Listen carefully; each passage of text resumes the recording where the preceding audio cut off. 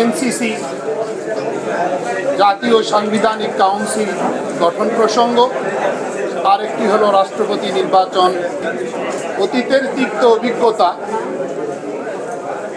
এবং ক্ষমতার ভারসাম্য নিশ্চিত করার লক্ষ্যে অতীতের তিক্ত অভিজ্ঞতা থেকে আমি এবং আমাদের দল জমিয়ত উলামা ইসলাম বাংলাদেশ মনে করে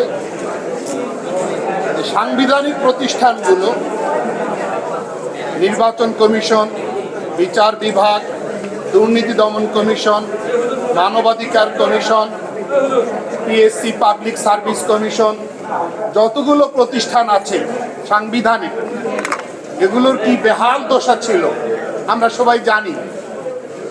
ফ্যাসিস্ট আমলে বিগত 16 বছর আমরা দেখেছি সাংবিধানিক এই প্রতিষ্ঠানগুলো ফেসিবাদের এজেন্ডা বাস্তবায়নে, সরকার দলীয় এজেন্ডা বাস্তবায়নে, এটা বাস্তবায়নের প্রতিষ্ঠানে পরিণত হয়েছে। স্বাভাবিক কারণে আমরা চাই যে এই প্রতিষ্ঠানগুলো আগামীর বাংলাদেশে কখনোই যেন দলীয়করণের পর্যায়ে না যায়।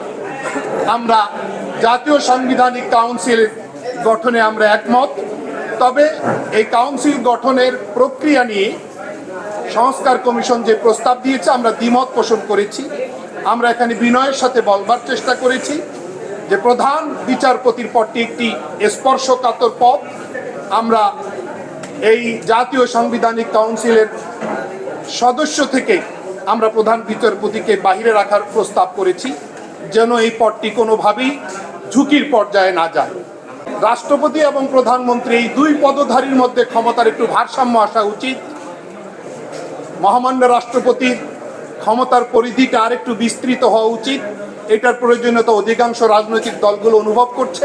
এই জায়গাটাকে আগে মেরামত করা দরকার বা সুবিন্যস্ত করা দরকার। এরপরে রাষ্ট্রপতি নির্বাচন পদ্ধতিটা আমি মনে করি ঠিক করা দরকার। এ বিষয়ে আলোচনা চলমান আছে।